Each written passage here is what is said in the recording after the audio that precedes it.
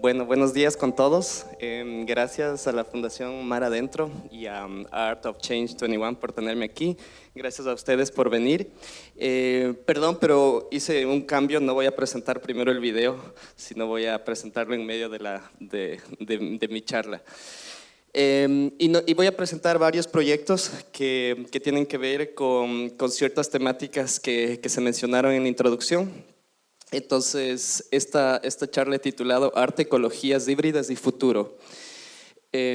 Vamos a empezar. Entonces, esta fotografía tomé en la Antártida, de hecho en una de las bases chilenas de la isla San Jorge.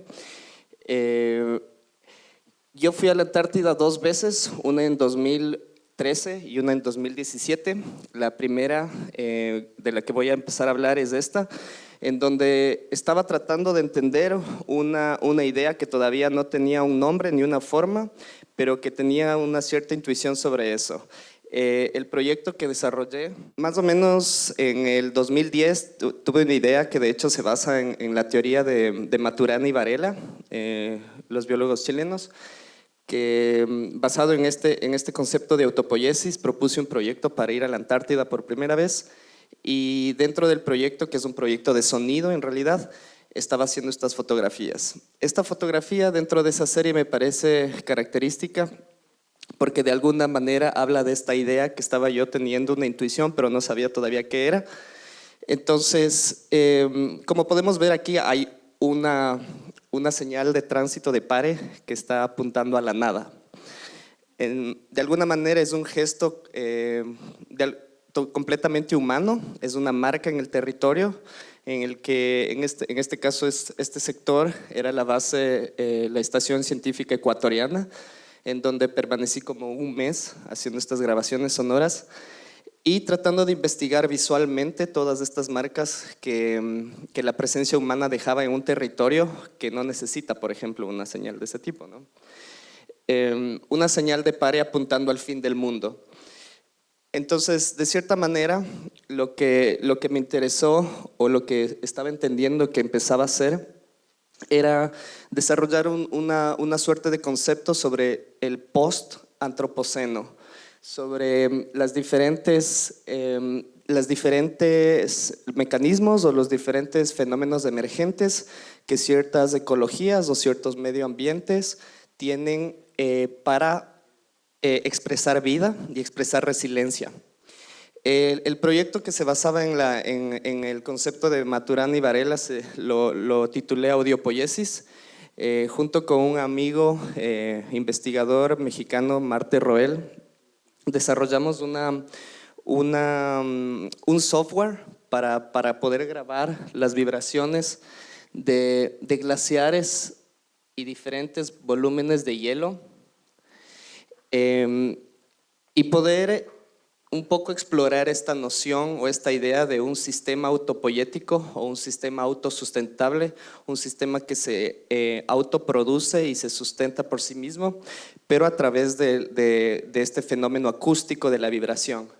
Entonces este es un proceso, yo lo puse como antecedente dentro de esta charla. Este es el proceso de grabación, en donde habían 3 pasos específicos para grabar. Lo que yo estaba buscando era grabar lo que se considera las frecuencias natural de todo, digamos las frecuencias a las que vibran los diferentes objetos, sea un objeto animado o sea inanimado. A partir de ese proyecto me invitaron a volver a la Bienal Antártica. Para este nuevo viaje, yo propuse un proyecto que se trataba de la producción o la migración de una planta tropical del centro del planeta hacia el Polo Norte. En este caso, la planta en la que estaba tratando es una planta original nativa de Ecuador, del centro del planeta, que se llama Arriba. Es la planta, digamos, la denominación de origen con la que se produce el chocolate de fino aroma y de mayor calidad del planeta, digamos, de la Tierra. Y también produje un chocolate. Entonces les voy a pasar mientras tanto si quieren probar para que nos endulcemos hasta que sigan pasando, por favor. Esta planta es la intervención que hice. Este lugar se llama Bahía Paraíso. Este es un lugar en donde se han encontrado fósiles de especies tropicales de hace 55 millones de años, cuando Australia y Antártida estaban pegados, entonces compartían un clima temperado. Entonces yo pedí que en la expedición vayamos a este sitio para hacer la intervención en este lugar con este objeto. Esta planta viajó desde Ecuador, pasando por Perú, Argentina, finalmente para llegar a la Antártida y producir esta suerte de imagen, que es una imagen de una posibilidad futura, pero también habla de un pasado. Entonces, mi intención era tratar de generar un encuentro temporal entre este pasado histórico, prehistórico de hecho, que nos habla sobre el planeta en sí mismo, el presente y la posibilidad futura de que una planta o un árbol podría adaptarse eventualmente a un territorio, a una geografía como estas. Entonces, parte del proyecto era producir este chocolate que está rodando por ahí. Ojalá les llegue a todos, si tengo más también.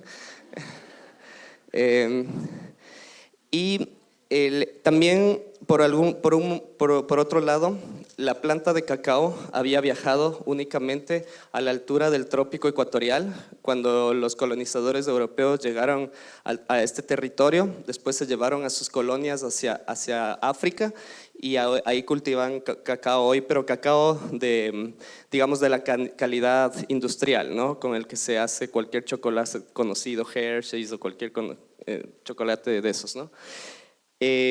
Nosotros como humanos hemos delimitado el territorio para otros humanos y bajo ciertos títulos o ciertos estudios o ciertas disciplinas, esos territorios son más asequibles o no. Es decir, cuando yo fui a la Antártida por primera vez, fui como investigador durante un mes y hice ciertos contactos, conocí cierta gente, y la segunda vez la calidad en la que fuimos los artistas era de turista, ¿no? Entonces, como turista en un lugar como la Antártida tienes muchas limitaciones, pero como investigador no. Asimismo, en cualquier otro lugar, a partir de esta noción del Parque Nacional o de la Reserva Ecológica, que es una noción creada también, ¿no es cierto? De hecho, en Gran Bretaña, por un terrateniente que decidió convertir su terreno por primera vez en un parque nacional, porque a la gente le gustaba ver los animales que él tenía por ahí, entonces dijo, voy a acercar esto y voy a cobrar una entrada. Y esto se convierte en un parque nacional. Y después dijo, pero parece que deberíamos tener más cosas, y mandó importar unas aves de Italia. Entonces, la idea misma o el concepto mismo de un parque nacional o una reserva es bastante delicada, así como la idea de la naturaleza en general es una construcción del humano a través de los siglos, en donde se ha ido evolucionando. Entonces, una de las quizás desafíos que me gusta experimentar en los proyectos es esta idea de traspasar esos límites a partir de investigación. Entonces, si bien los proyectos terminan siendo unos proyectos artísticos, los procesos son de investigación y a veces científicos, entonces esos límites se pueden desdibujar y se pueden hacer cosas. Entonces, lo primero que como protocolo de bioseguridad que uno tiene en la Antártida es que no puedes meter cosas introducidas como especies, plantas, etcétera. Pero bajo este otro panorama o otro paraguas de investigación, sí hay cómo meter y sacar cosas. La primera vez que yo estuve ahí, pude sacar huesos de pingüino, pude sacar diferentes cosas que para hacer análisis posteriores una vez ya en el continente. Entonces, esta imposibilidad de no introducir especies o de mantener un sitio territorial como la Antártida de cierta manera prístino, si bien es importante y hay que entender, también es algo que nos explica cómo nosotros, siglo XVIII, siglo XIX, siglo XX, hemos ido conceptualizando esta noción de naturaleza, ¿no? Entonces, Les voy a mostrar también bajo esta misma idea, cómo se trabaja en Galápagos, por ejemplo, que es uno de los parques nacionales más cuidados en el mundo y que a la vez se tiene, ¿no es cierto?, un tipo de entrada como turista o un tipo de entrada como investigación. Yo trabajo en la Universidad San Francisco de Quito. Nosotros tenemos un campus ahí en Galápagos, de una de las islas. Entonces se trabaja constantemente con el Parque Nacional y podemos acceder a permisos. Asimismo, tenemos una estación en la selva de la Amazonía, en el Parque Nacional Yasuní, no sé si han oído. Se considera que es el sitio más biodiverso del planeta.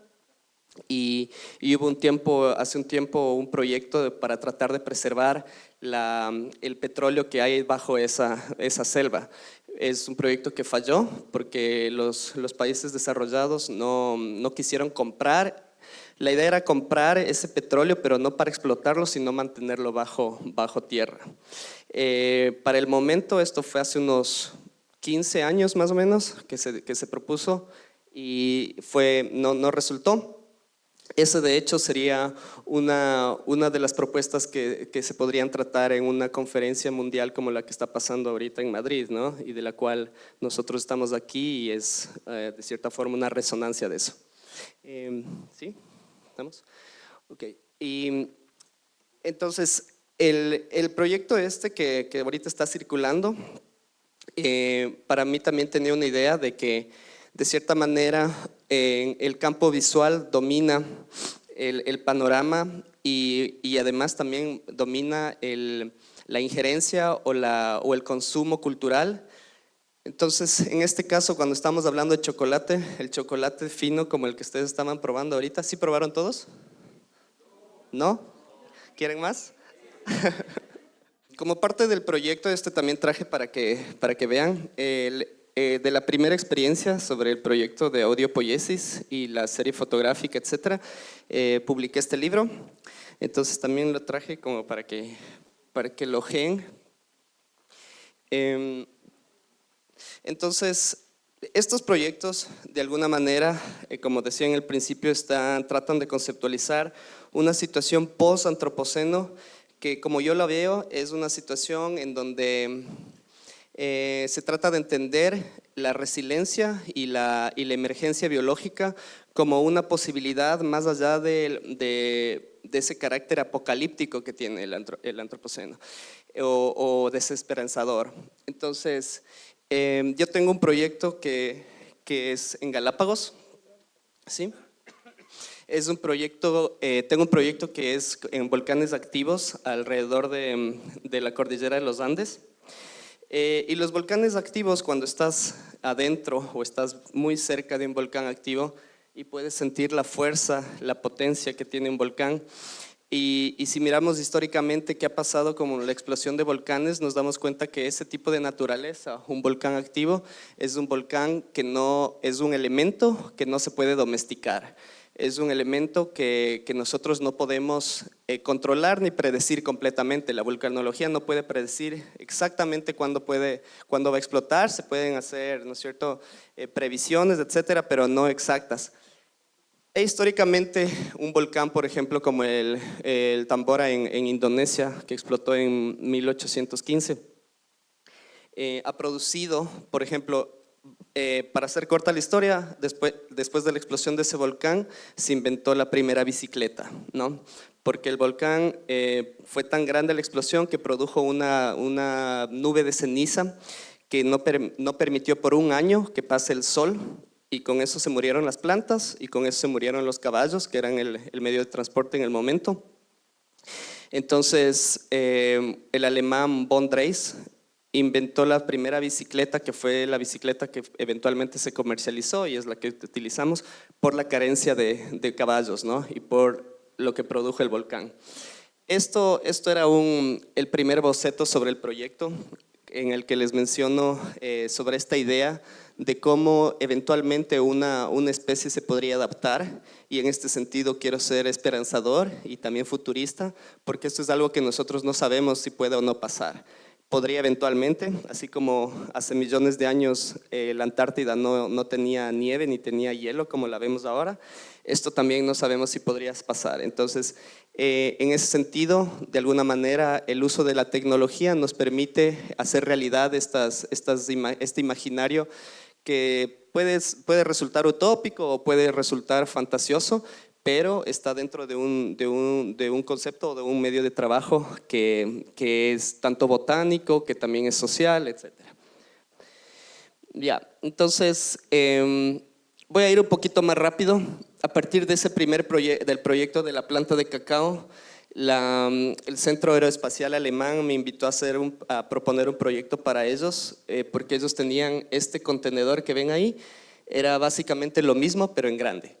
Mi planta es, digamos, es un micro invernadero para una sola planta tropical y ellos estaban haciendo este invernadero para criar vegetales eventualmente para la Estación Espacial Internacional, pero iban a pasar pruebas primero en la Antártida. Entonces, cuando vieron cómo funcionó mi pequeña máquina, ellos me propusieron hacer esto, entonces visité Bremen, donde es el complejo aeroespacial alemán, para ver cómo funcionaba el invernadero de ellos. El de ellos se llama Eden ISS. Después de esta visita, lo mandaron a la Antártida, más o menos 15, 17 meses me parece. Y lo interesante es que la tecnología que usan, que es aeropónica, es bastante similar a la tecnología que han usado en California para cultivar marihuana durante décadas. Entonces, en ese sentido, había también un cruce entre ese conocimiento social y ese conocimiento independiente que se produce, ¿no es cierto?, clandestino, versus este otro conocimiento que es muy oficial y muy científico, ¿no es cierto?, que es el de arriba, digamos. Lo de abajo es cómo puedes producir eso o las plantas que les menciono en un closet, en un armario de la casa. Y lo demás es cómo funcionaba el sistema de ellos, que es en base de un spray, ¿no? Esta es una de las cosechas de esos experimentos, utilizando dos tipos de semillas que han sido expuestas a radiación. En los años 90 hubo unos programas en donde estaban investigando qué les pasaba a las semillas o a las plantas terrestres, eventualmente si salieran al espacio. Y la NASA llevó muchas semillas de muchos tipos de plantas para los viajes espaciales. Y cuando salían al espacio, de alguna manera, estas estaban afectadas por la radiación y se quería saber cómo eso cambiaba la genética de las plantas. Esta funda donde hay estas verduras están hechas a partir de una mezcla de esas semillas y otras, y son las cosechas dentro de las pruebas de este proyecto. Entonces ellos me dieron eso y hicimos una ensalada cósmica con unos amigos para cenar, y yo les dije que tienen que comer conmigo porque no me quiero morir solo, ¿no? Entonces lo hicimos, eso fue hace un par de años, ¿no?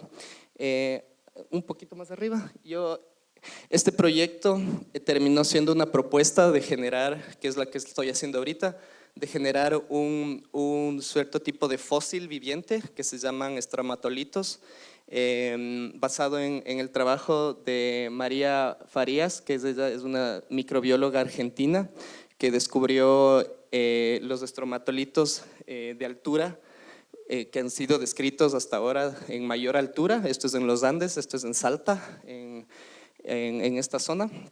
Entonces estos estromatolitos también son de origen volcánico, están vivos. Algunos tienen miles de años, otros pueden llegar a tener millones de años. Los que tienen millones suelen estar secos o fosilizados, pero estos tienen miles de años y siguen viviendo. Entonces ahí nuevamente esta idea que les mencionaba sobre el tiempo y de alguna manera cómo nosotros en nuestro cotidiano vemos el tiempo dentro de una línea temporal bastante corta. No solemos pensar en miles de años porque tampoco solemos entender, pero si nos fijamos alrededor nuestro hay especies que tienen miles de años, que por ejemplo aquí en el desierto de Atacama hay ciertas especies que tienen miles de años, son milenarias, nos anteceden muchas, ¿no es cierto? Cuando les ves ahí parecen musgo sobre una roca, pero en realidad son más cercanas al perejil, por ejemplo, ciertas especies. Okay. Para terminar les voy a mostrar rápidamente un par de proyectos que tienen que ver con materiales biológicos, materiales experimentales. Estos son unos gusanos de seda que su color ha cambiado porque les cambié la dieta. Hice una pieza,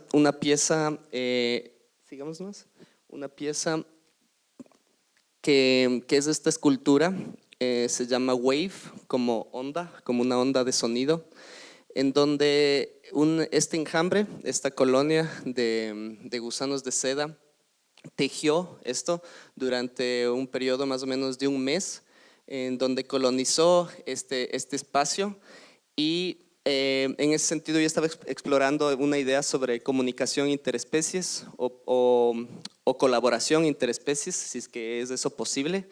Yo creo que sí es posible, pero también hay que preguntarse ciertas cuestiones. Tal vez ustedes en su cabeza están preguntando cuál es este uso de un animal. El gusano de seda con el que se hace toda la ropa de seda que se compra y se viste, son gusanos genéticamente modificados. Están hechos en un laboratorio, están cambiados ciertos genes para que produzcan más seda, para que no puedan volar una vez que se convierten en moths, en polillas, y lo que hacen es son como un mini robot programado para producir seda, ¿no? Entonces, una especie de lo que vimos en el video de Galápagos, ¿no es cierto? A esta utilización de estas tortugas, etcétera.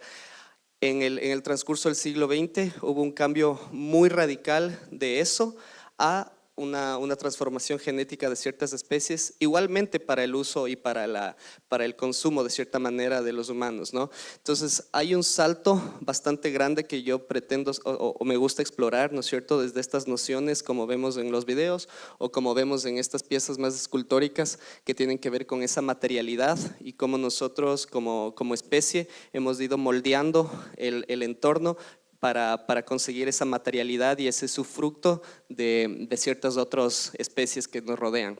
En este caso, como les digo, si una especie ya es genéticamente modificada, ya no hay mucho más que hacer ahí, ¿no? Ellos son dependientes de los humanos, son como una mascota, no son gusanos que puedan vivir en la naturaleza. Sigamos. Ya. Esta es otra foto de lo mismo, es una especie de onda voladora, ¿no es cierto? Otro proyecto brevemente que también estoy explorando es la utilización o la fusión de hongos con ciertos tipos de plástico.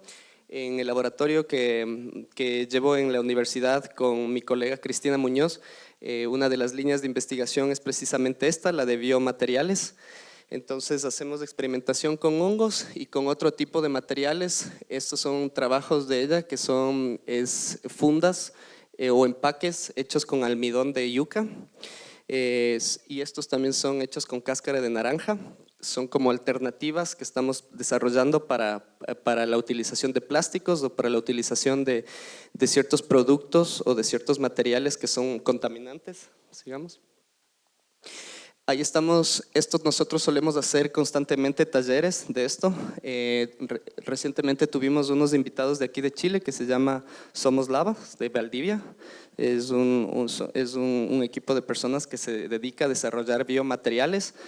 No les ponen tanto en producción de algún elemento, pero sí transmiten esa idea de la necesidad de biomateriales. Entonces nosotros hacemos esto.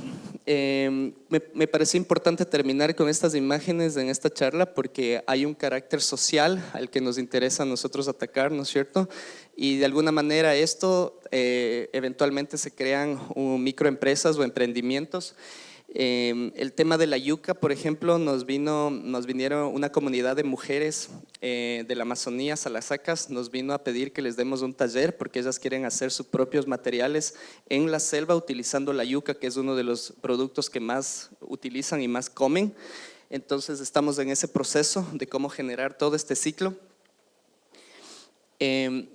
Y eventualmente también son proyectos que circulan el mundo del diseño, ¿no es cierto?, el mundo del arte, pero también el mundo de la química y de la biología. Entonces, quería dejarles con esto, con estas imágenes, como esa invitación, ¿no es cierto?, a que pensemos en este otro tipo de posibilidades, no solo desde este punto de vista científico, sino de un punto de vista muy cotidiano. Este tipo de productos es posible hacerlos en casa. Entonces, nosotros en la página también vamos a publicar las recetas y cosas así para que eventualmente los puedan replicar y puedan utilizar estos materiales en lugar de utilizar plásticos, por ejemplo. Entonces, si tienen preguntas, gustoso les puedo atender y muchas gracias y disculpen los cambios de computadora y etcétera.